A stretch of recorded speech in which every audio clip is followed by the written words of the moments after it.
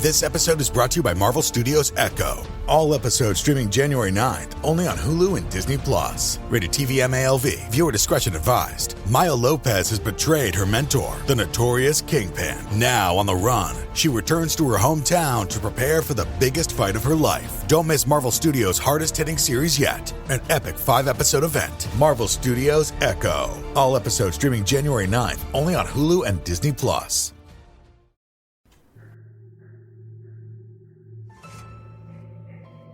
Hello, and welcome to Scare You to Sleep. I'm your host, Shelby Scott. I missed you so much last week. I'm so happy to be back. I worked on something fun. Of course, I can't talk about it yet, but if you follow me on Instagram, you got to see some sneak peeks in my stories. Before we begin, just a reminder that all kids and teen stories are due by September 22nd. So if you want to participate or you want your kids or students to participate in the Kids or Teen Halloween special, that is the deadline. I missed you guys so much. Let's just go ahead and jump into the stories, shall we? This first story is something I was so excited to produce. I don't know about you, but I adore old movies. If you've ever been one to shy away from them because you think they'll be boring or you won't get past the black and white, I cannot tell you how wrong you are. Please give them a go. I can even give you a list of my favorites if you need a jumping off point. Well, one great genre of old movies is gangster movies. Even if you haven't actually seen one, then you've probably seen Home Alone and the old movies he watches, and you know exactly what I'm talking about. Author Malcolm Johnson sent me this beautiful noir-esque horror story. I absolutely fell in love with it. Malcolm also has a horror blog called The Horror Show. I will link that in the show notes, so go give him some love and clicks. Now, I present to you, It's Only a Paper Moon. Yes, it's only a canvas sky, hanging over a muslin tree, but it wouldn't be make-believe if you believed in me. Without your love, it's a honky-tonk parade. Without your love, it's a melody played in a penny arcade. Have a happy ending somehow, but I guess you never loved me, 'cause it's easy to see that it's all over, all over, all over now. Rain beats against the window as music starts to fade away in the nightclub's hallway. The last of the dancers make their way down the hall, eager to change and leave for the night, even if it means a walk in the rain. Their muffled voices drift away on the other side of the door. The tiny room of Shelley Cole is dingy and smells of mold and something else. Something sour. The club's main singer paces in her dressing gown, crumples the newspaper in her hand, the date reading August 16th, 1944, and tosses it onto the dirty wood floorboards. She's done for the night. So done. Tears stream down her cheeks as her breasts dance under the sheer silk of her dressing gown. Her raven hair and dark eyes catch the light from the small lamp on her dressing table from time to time and seem to sparkle and glisten. Are you serious this time? Or is this another ploy? I mean, I'm not going to stay if you're just putting me on again. I can't take it no more. A tall man stands in the corner of the room and stares out of the darkness. He looks over to the weeping woman and wishes he could tell her what she wants to hear. He wishes he could tell her anything. His suit is filthy and wet with the night's rain. He stares out from the shadows in the corner of the small room and longs for her. So close. So far away. You big lug, leading me around by the nose. She wipes her tears away, and her voice grows louder. He glares. If she keeps this up, they'll track him down, break in, and find the two of them. Then what? Being in this closet of a room didn't leave a lot of options. Her gown shimmers in the streetlight, streaming through the filthy window, and she looks radiant, glowing. Her voice slips through the room like syrup and fills his ears with song, even when she isn't singing. He can hear heavy footsteps on the stairs, not the footsteps of small dancers, but the thumping of blunt men. The club was packed earlier, but he's not sure it matters to the likes of the mob. Hell, they probably own the joint. For all he knew, they owned her. He strains to hear any sign of them coming closer. Somewhere down the hall, dancers chatter, make their way outside in the glow of the club lights as it starts to close up for the night. Guy Lombardo proclaims that some dame is making him crazy. There's something funny about that, but he can't laugh about it now. Her wailing takes him by surprise as she screams out, "Why'd you go and leave me in the first place? You said you'd always take care of me. You promised, Tommy." He holds up his hands and waves his arms stiffly, then glances at the door. Shelley needs to be quiet. Quiet as a mouse. He presses back into the shadows as the door jamb splinters inward, and the door of her dressing room springs open. Subtle, these boys ain't. 2 silhouettes of mountains fill the doorway. Well, well, well. One of the mountains moves into the room and has a look around. They either don't see him or figure 2 to 1 is good odds in their favor. "You turned out to be quite a little artist, baby. Totally bent." The man's eyes roam over her, and she pulls her gown shut. "Says you!" She tries to hold her own, and if she's scared, she doesn't act it. "Listen, Biscuit, I don't care what you did or didn't do. Don't matter now anyway which way you cut it." He lets out a chuckle as the other mountain moves into the room and slowly closes the door behind him. He shoves a chair under the knob to keep the door closed, then folds his arms over his massive chest.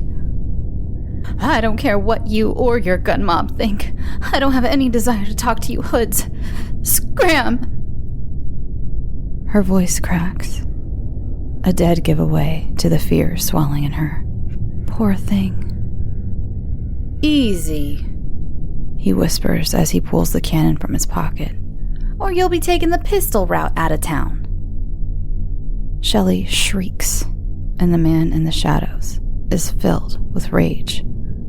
This fathead has gone too far.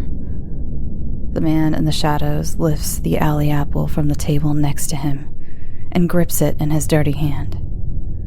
He can feel the weight of the blunt item in his hand and likes it. The brick feels rough to the touch, but somehow his hands feel rougher. He stomps out of the shadows, and the 2 men turn to face him. Bravado turns to horror as the light floods over the lurker's face and clothing. Dirty and stinking, the lurker growls low through sewn and blackened lips. Bits of odd herbs and tatters of poultices drip and slither from the sides of his mouth like worms as another low, dull, growling mumble rumbles into the space. His milky white eyes glare through the half-light as he stomps deeper into the room. His skin is a deep, withered gray, like parchment, and his dim eyes are ringed with dark circles. A zombie. The head cannon goes off, but it's an impulse trigger pull fired from the hip out of fear, not desire to kill. The shot goes wide and into the wall. The men stare on. Their eyes are filled with fear. Shelly, are you okay? Shelly, are you okay? Sweetie, are you alright? Shouts and calls fill the hallway outside as fists pound at the door, and shrill voices ask if the club singer is all right. The second man struggles to free his weapon from his coat. He doesn't have a chance. The heavy brick crashes into the side of his head hard, and he goes down for the count and hits the floor like a sack of potatoes. Shelley's screams fill the room as Tommy turns to face the final, now lone mountain of a gunman. "Look out, Tommy!" The gun goes off again, but this time the deadly extension of the man's hand is leveled right at Tommy's chest. There's no quick-witted comment, no gunman bravado, just an explosion that opens a small hole in Tommy's chest and a larger one in his back. A black, brackish liquid splatters against the wall. Another shot rips into his shoulder, but it doesn't matter. He stumbles back and slumps against the wall and slides down to the floorboards. The gunman shivers as sweat pours over his face and hands. Jesus! A lamp crashes into his back and he winces. He reels around and catches the woman across her face with the back of his hand. Shelley yelps out and stumbles back into her dressing table. Glass breaks and items burst into life and dance their way to the cheap carpet as she drops to the floor, far less gracefully than she dances. The gunman pants and looks from his would-be assailant to the woman on the floor, clutching at her cheek and sobbing. The hallway fills with chatter and calls as the growing crowd continues to try and get through the door. Between the chair and the man laying in front of it, they can't budge it. It won't be long now before the bulls show up. He'll have to take care of this and get up fast. "Okay, doll." He levels the gun at her. "Where's the dough?" His hand shakes. The stirring behind him makes him gasp. He turns and sees Tommy rise up from the floor, rising up for the second time this eve to take care of his girl. Shots ring out and bullets fly as Tommy closes the distance between himself and the gunman. His ear explodes and black blood flies. His arm rips open as another bullet rings true. His leg bursts at the thigh. All too late. All too weak to stop what's coursing through Tommy's body. The gunman's scream is cut off as Tommy's dirty, rotting hands find his throat and squeeze. The gunman tries to hit Tommy with the gun, but it doesn't faze the living corpse at all.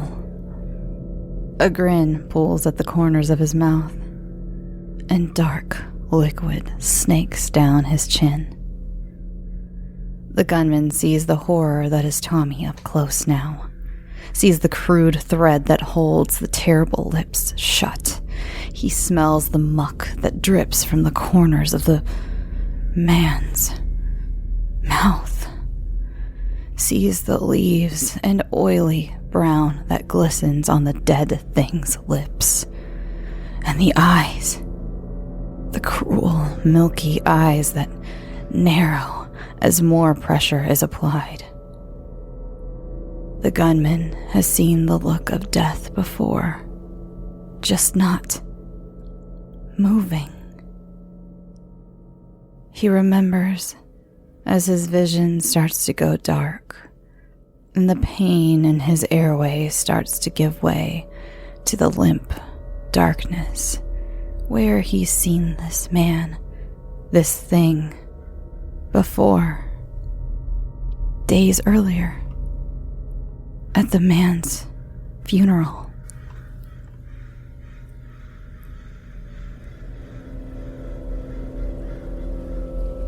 Time flies. The questions she had to answer were moot. It was obvious to the goons when they saw the scene before them that this was more of the same. The mob cleaning house. She'd been roughed up and some tough guy had dispatched the two and made like a bird and flown out the window. The cops had her kick it apart for them, told her they'd be watching her and she should wise up before she ended up dead. Then they slipped away and out as the meat wagon took away the dead. There was no question that she didn't do the deed herself. These two mountains were manhandled in a big way. A crushed skull on one and another with his neck looking like a few sausages crudely wrapped together and his head turned almost all the way around. No dame had that strength. Not by herself, anyway. Shelley sits and thinks it all over as she stares out of the window of her little apartment. Thinks about the money, their money, and what she'd do with what's left over. She'd paid a pretty penny for that old lady to work her magic on Tommy. Money well spent. He did say that he'd always take care of her. He always said that. She was sure he didn't mind what she'd done to him. Water under the bridge now anyway. None of that mattered anymore. She takes a drag on her cigarette and turns up the radio. Something slow and easy drifts out into the dark room, and tears fill her eyes as she tries to forget everything. She knows she'll never be able to, however. Those eyes, Tommy's milky white, sad eyes. Something moves in the alley, and her eyes narrow. Smoke swirls around her head as the cigarette falls from her fingers and onto the floor. Tommy stomps up to her window and lightly raps on it as the rain washes over everything. No, you can go away now. She shakes her head as he knocks again, harder now. His terrible eyes stare at her blankly. Go away, Tommy. She backs up and her breathing grows more rapid. You did good, and now you gotta go. I'm okay now. You need to go away. He gives her the once-over, cocks his head to the side, lowers his arm. She stares at him and whispers, Go on, beat it, under her breath. She moves closer to the window. She screams, Beat it! Get the hell away from me! She doesn't have time to avoid the glass that rains in on her as his arms crash through the window pane. She falls back into the room and hits the floor hard. The wind leaves her body in a huff as Tommy crawls into the room. He drags himself up and in effortlessly. Dazed, she scrambles to her knees and makes for the door. Glass punctures her knee and she screams as she rolls onto her side. She looks back towards Tommy and pushes herself backwards with her hands, slithering towards the door on her backside. Go away, Tommy. You're scaring me. Leave me alone. Get the hell away from me. Mm-hmm. Tommy's groan sounds mournful. His arm reaches out as he stomps over the broken glass. She winces when she notices the massive shard of glass lodged into his guts. Entrails work their way out of the wound with each step. She gags at the visual and the rotten smell and scrambles back and away from the horror before her. Her mind frantically grasps at the strange word the old voodoo lady had given her to release Tommy from the world again. Tommy's face is sad, and his brow is furrowed. He's filled with nothing but love for her. He'd do anything for her, had done everything for her. He even had given his life for her. His love for her broke all boundaries. Tommy looms over her and blood drips onto her bare feet. She knocks into the desk and sends the light crashing to the floor. The room goes dark. Fear and disgust course through Shelley as her eyes dart around for anything that might help her. When the word the old woman croaked out to her hits her like a ton of bricks, she shrieks out, "Seth Ratna!" Tommy feels his legs go weak, feels the life slip from him as his eyes go wide in the darkness. He drops like a stone, and his body collides with hers, hard. She gasps. Air fills her lungs for the last time as the huge shard of glass, wedged into Tommy's body, pierces her flesh and brings the curtain down on her life. She wants to cry out, but withers away before she has the chance. Shock and terror stop her heart before her fatal wound can.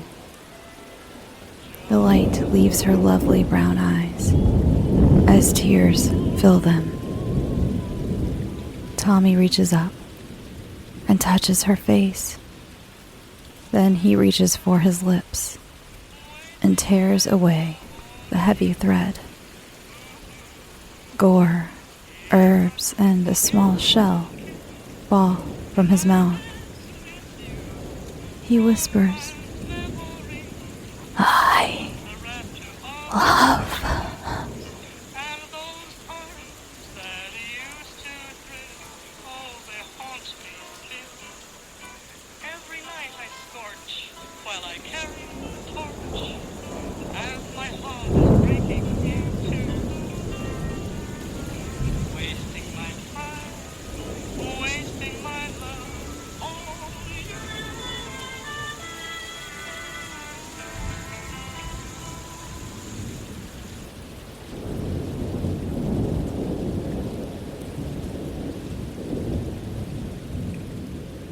As many Scary to Sleep fans know, I've been going through a lot of changes in my life. And one thing I've been doing is getting my finances much more organized, and that includes paring down some of the subscriptions I pay for. It feels like everything is a subscription these days, be it for the gym or streaming services or music, the list goes on, and something that has helped me tremendously is Rocket Money. They not only helped me cancel subscriptions that were a pain to try to do myself.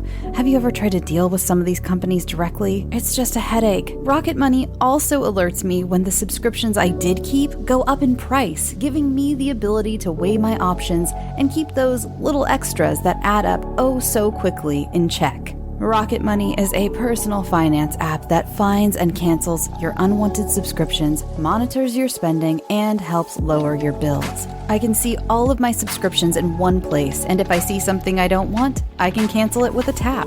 I never have to get on the phone with customer service. Rocket Money has over 5 million users and has helped save its members an average of $720 a year with over 500 million in canceled subscriptions. Stop wasting money on things you don't use. Cancel your unwanted subscriptions by going to rocketmoney.com/scareyoutosleep. That's rocketmoney.com/scareyoutosleep. rocketmoney.com/scareyoutosleep. Our last story of the evening is a classic tale by Shamus, Fraser. It's called Florinda.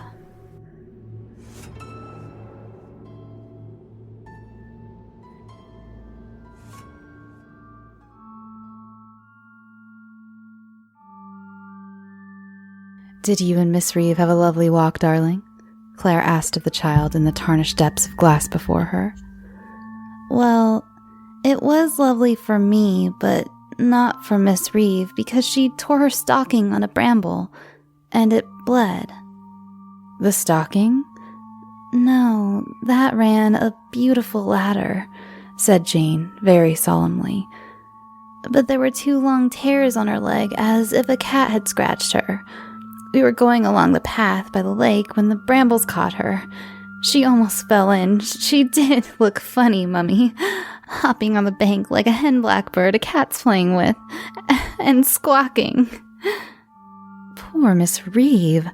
Your father's going to have that path cleared soon. It's quite overgrown." "Oh, I hope not soon, Mummy. I love the brambly places, and what the birds and rabbits will do if they're cut down, I can't imagine. The thickety bushes are all hopping and fluttering with them when you walk, and the path wriggles as if it were living too, so you must lift your feet high and stamp on it the way Florinda does." But Claire was not listening anymore. She had withdrawn her glance from Jane's grave elfin features in the shadowed recesses of the glass to fix it on her own image, spread as elegantly upon its surface as a swan. "And if Daddy has the bushes cut down," Jane went on, "what will poor Florinda do? Where will she play? There will be no place at all for the little traps and snares she sets. No place for her to creep in and whistle in and tinkle into laughter when something funny happens. Like Miss Reeve, caught by the leg and hopping." This was the time when her mother was not listening, that Jane could talk most easily about Florinda.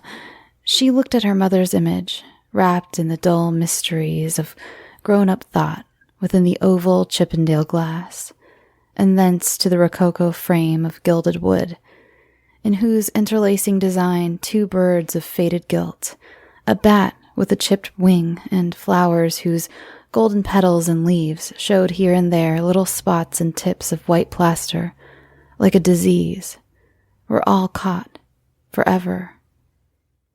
"That's how I met Florinda." She was chattering quite confidently now that she knew that it was only to herself. "I had been down to the edge of the lake, where there are no brambles, you know, with the lawn side, and I knelt down to look at myself in the water, and there were 2 of me. That's what I thought at first, 2 of me, and then I saw one was someone else. It was Florinda, smiling at me, but I couldn't smile back, not for anything. There we were, like you and me in the glass, one smiling and one very solemn, and then Miss Reeve called and Florinda just went, and my face was alone and astonished in the water. She's shy, Florinda is, and sly too. Shy and sly, that's Florinda for you." The repeated name stirred Claire to a vague consciousness. She had heard it on Jane's lips before. "Who is Florinda?" she asked. "Mummy, I've told you. She's a doll, I think. Only large as me, and she never talks, not with words anyway, and her eyes can't shut, even when she lies down." "I thought she was called Arabella." "That's the doll Uncle Richard gave me last Christmas. Arabella does close her eyes when she lies down, and she says, 'Good night, Mama,' because of the gramophone record inside her. But Florinda's different. She's not a house doll. She belongs outside, though I have asked her to come on to tea on Christmas Eve." "Well, darling, I've lots of letters to write, so you just run along to the nursery and have a lovely tea." So Florinda was a doll, an ideal doll, it seemed, that Jane had invented in anticipation of Christmas. 9 in the new year, Jane was growing perhaps a little old for dolls. A strange child, thought Claire, difficult to understand, in that she took after her mother, though in looks it was her father she resembled. With a sigh, Claire slid out the drawer of the mahogany writing desk. She distributed writing paper and envelopes, the Christmas cards, reproductions of Alcan prints, in neat piles over the red leather, and, opening her address book, set herself to write. Roger came in with the early December dusk. He had been tramping around the estate with Wakefield, the agent, and the cold had painted his cheeks blue and nipped his nose red so that he looked like a large, clumsy gnome. He kissed Claire on the nape, and the icy touch of his nose spread goose flesh over her shoulders. "You go and pour yourself a whiskey," she said, "and thaw yourself out by the fire. I'll be with you in a minute." She addressed 2 more envelopes in her large, clear hand, and then, without looking round, said, "Have we bitten off rather more than we can chew? "There's an awful lot to be done," said her husband from the fire. "So much one hardly knows where to begin. The woods are a shambles, Nissen huts, nastiness, and barbed wire. One would have thought Uncle Eustace would have made some effort to clear up the mess after the army moved out. But, darling, he never came back to live here. He was too wise, too ill and too old, and he never gave a thought to those who'd inherit the place, I suppose. He never thought we'd be foolish enough to come and live here, anyway." Roger's uncle had died in a nursing home in Bournemouth earlier in the year, and Roger had come to these acres of Darkshire Park and woodland, and the somber peeling house, Fowling Hall, set among them. At Claire's urging, he had tried to sell the place, but there were no offers, and now Roger had the obstinate notion of settling here and trying to make pigs and chickens pay for the upkeep of the estate. Of course, Claire knew there was something else behind this recent interest in the country life. Nothing had been said, but she knew what Roger wanted, and she knew, too, that he would hint at it again before long. The forbidden subject. She stacked her letters on the desk and went to join him by the fire. "There's one thing you can do," she said. "Clear that path that goes round the lake. Poor Miss Reeve tore herself quite nastily on a bramble this afternoon walking there. I'll remind Wakefield to get the men on the job tomorrow. And what was Jane doing down by the lake just now as I came in? I called her and she ran off into the bushes." "My dear, Jane's been up in the nursery for the last hour or more. Miss Reeve's reading to her. You know she's not allowed out in this raw weather except when the sun's up. The doctor said, well, I wondered. I only glimpsed her, a little girl in the dusk. She ran off when I called. One of the workmen's children, I expect. Perhaps. Strange, I didn't think of that." He took a gulp of whiskey and changed the subject. "Claire, it's going to cost the earth to put this place properly in order. It would be worth it if...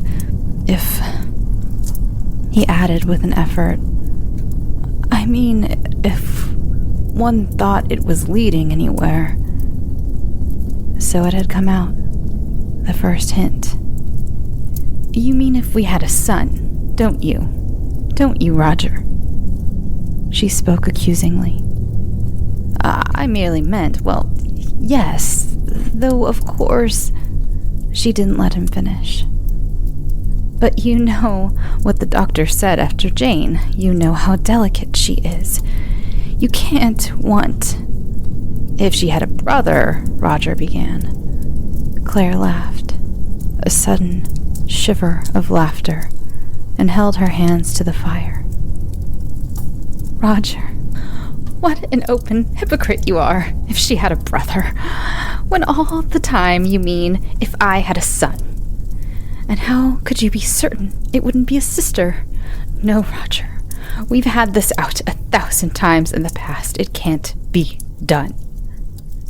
She shook her head and blinked at the fire. "It wouldn't work out." Roger went into the nursery, as was his too irregular custom, to say goodnight to Jane. She was in her pink fleecy dressing gown, slippered toes resting on the wire fender, a bowl emptied of bread and milk on her knees. Miss Reeve was reading her a story about a princess who turned by enchantment into a fox. "Don't let me interrupt, Miss Reeve. I'll look in again later." "Oh, do come in, Mr. Whaley. We're almost ready for bed." "I was sorry to hear about your accident this afternoon." "It was such a silly thing, really. I caught my foot in a slip noose of a bramble.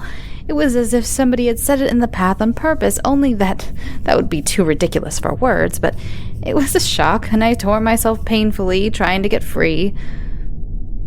There was still the ghost of panic, Roger noticed, in Miss Reeve's pasty, pudgy features, and in the signaling behind the round lenses of her spectacles.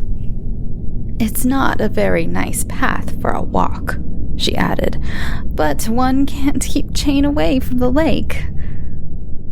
"I'm having all the undergrowth cleared from the banks," said Roger. "That should make it easier walking." Oh, that'll be ever so much nicer, Mr. Whaley. Florinda won't like it, thought Jane, sitting stiffly in her wicker chair by the fire. She won't like it at all. She'll be in a wicked temper, will Florinda? But she said aloud in a voice of small protest. For what was the use of speaking about Florinda to grown-ups? It won't be nice at all. It will be quite horribly beastly.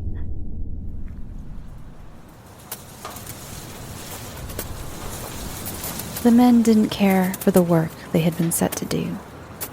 It was the skeletons, they said, and they prodded suspiciously with their implements at the little clumps of bone and feather and fur that their cutting and scything had revealed. There was a killer somewhere in the woods.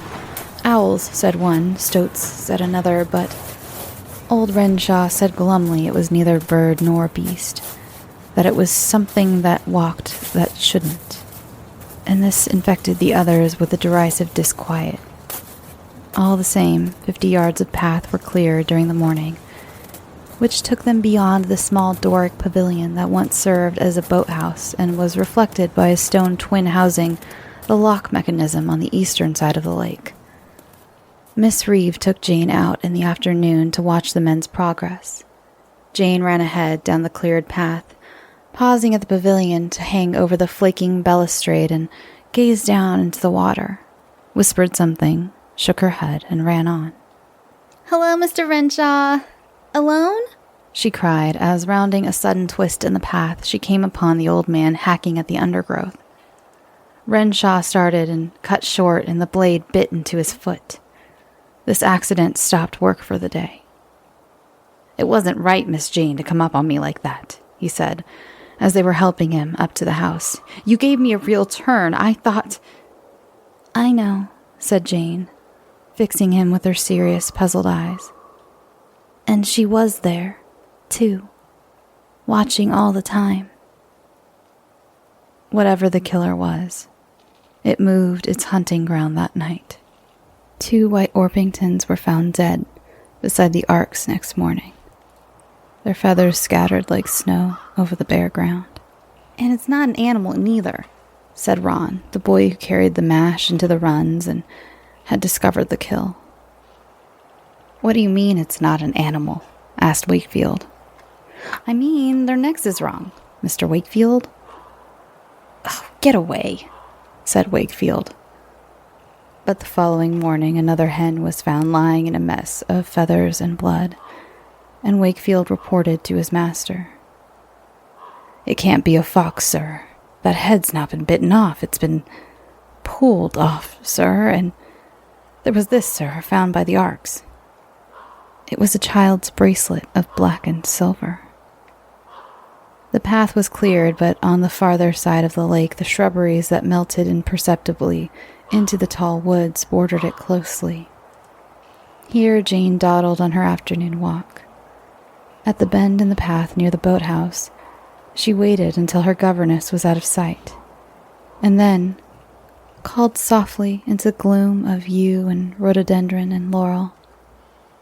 "I think you're a beast, and I'm not going to be your friend anymore. Do you hear?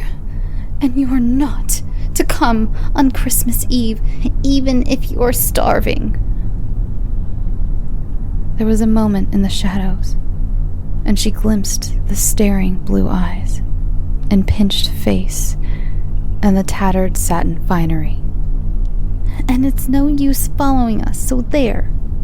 Jane stuck her tongue out as a gesture of defiance and ran away along the path. "Are you all right?" asked Miss Reeve, who had turned back to look for her. "I thought I heard someone crying." "Oh, it's only Florinda," said Jane, "and she can sob her eyes out now for all I care." "Jane," said Miss Reeve severely, "how many more times have I to tell you Florinda is a naughty fib, and we shouldn't tell naughty fibs, even in fun?" "It's no fun," said Jane, so low that Miss Reeve could hardly catch a word. "No fun at all being Florinda."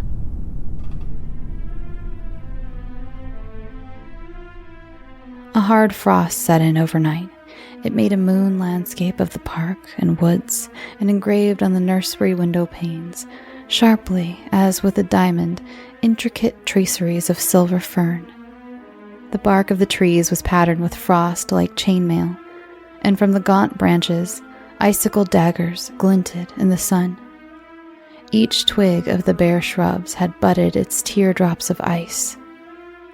The surface of the lake was wrinkled and gray, like the face of an old woman. And Wakefield says if it keeps up, we may be able to skate on it on Boxing Day. But by midday, the temperatures rose, and all of outdoors was filled with a mournful pattering and dripping.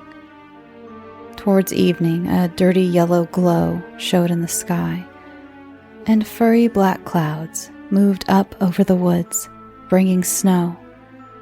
It snowed after that for 2 days, and then it was Christmas Eve. You look like the Snow Queen, but you smell like the Queen of Sheba. Must you go out tonight, Mummy? Darling, it's a bore, but we promised Lady Graves, so we have to. You should have kept your fingers crossed. But you'll be back soon? In time to catch Father Christmas climbing down the chimneys, I expect. But earlier than that? Promise? Much earlier than that. Daddy wants to get back early, anyway. He and Wakefield had a tiring night sitting up with a gun to guard their precious hens. But it never came, did it? Not last night, and now you go to lovely sleeps. And when you wake, perhaps Father Christmas will have brought you Florinda and his— No, cried the child. Not Florinda, Mummy. Please. What a funny thing you are, said Claire, stooping to kiss her. You were quite silly about her a few days ago. Jane shivered and snuggled down in the warm bed. I've changed, she said. We are not friends anymore. After the lights were out, Jane imagined she was walking in the snow. The snowflakes fell as lightly as kisses, and soon they had covered her with a white, soft down. Now she knew herself to be a swan, and she tucked her head under a wing, and so fell asleep on the dark, rocking water. But in the next room, Miss Reeve, who had gone to bed early, could not sleep because of the wind that sobbed so disquietingly around the angles of the house. At last she put out a hand to the bedside table, poured herself water, groped for the aspirin bottle, and swallowed down 3 tablets in a gulp. It was as she rescrewed the top, she noticed that it was not the aspirin bottle she was holding. She could have sworn that the sleeping tablets had been in her dressing table drawer. Her first thought was that someone had changed the bottle on purpose, but that, she told herself, would be too absurd. There was nothing she could do about it. The crying of the wind mounted to shrill, broken fluting that sounded oddly like children's laughter. The first thing they noticed when the car drew up, its chain tires grinding and clanking under the dark porch, was that the front door was ajar. "Wait here," said Roger to the chauffeur. "There seems to have been visitors while we were away." Claire switched on the drawing room lights and screamed at the demoniac havoc they revealed. The chairs and tables were overturned, the carpet a litter of broken porcelain, feathers from the torn cushions and melting snow. Someone had thrown the heavy silver inkwell at the wall glass, which hung askew, its surface cracked and starred, and the delicate frame broken. "No sane person," Roger began. But already Claire was running up the stairs to the nursery and screaming, "Jane! Jane!" as she ran. The nursery was wrecked, too. The sheets clawed in strips, the floor a drift of feathers from the ripped pillows. Only the doll, Arabella, with a shattered head, was propped up in the empty bed. When Claire touched her, she fell backwards and began to repeat, "Good night, Mama," as the mechanism inside her worked. They found Jane's footsteps in the snow, leading over the lawn in the direction of the lake. Once they thought they saw her ahead of them, but it was only the snowman Roger had helped her to build during the afternoon. There was a misty moon, and by its light they followed the small, naked footprints to the edge of the lake. But their eyes could make out nothing beyond the snow-fringed ice. Roger had sent on the chauffeur to a bend in the drive where the car headlights could illuminate the farther bank. And now, in the sudden glare, they saw in the dark center of the ice the two small figures.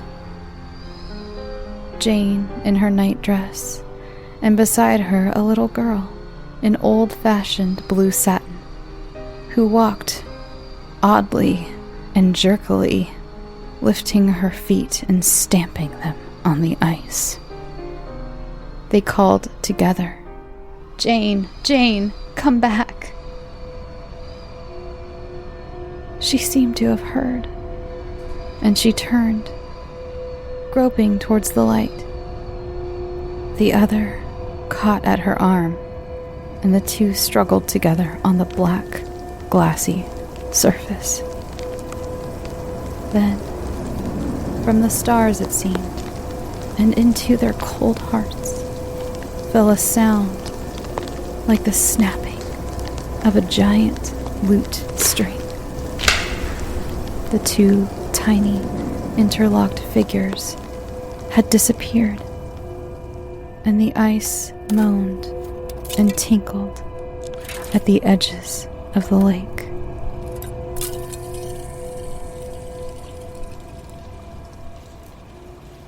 Thanks for listening.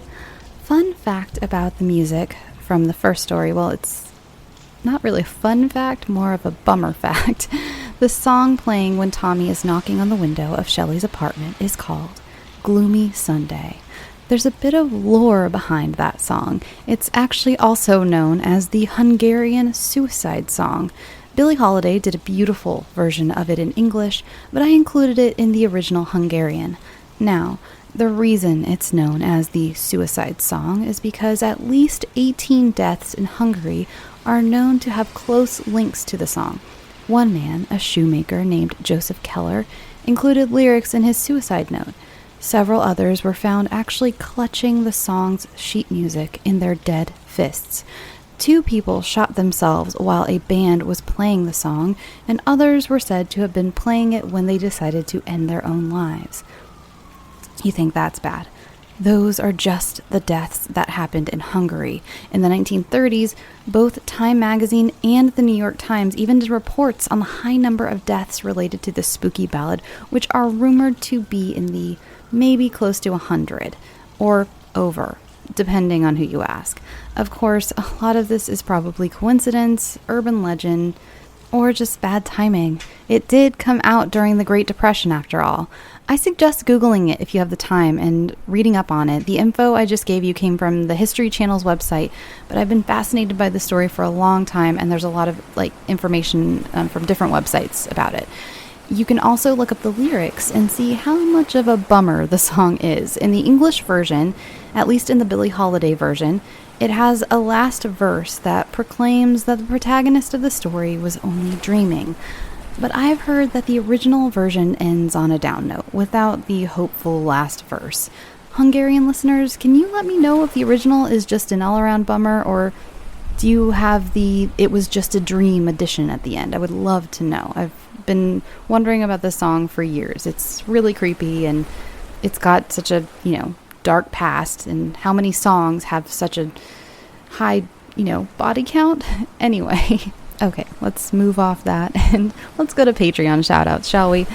This week, I would like to thank Mandy Yip, Elizabeth Snelson, Saudith Sanchez, Kelly Brennan, Chloe Salkield, Arkista Hansen, Quinlan I.R. Shepard, Andrea R.L. Platt, and Jasmine Solis.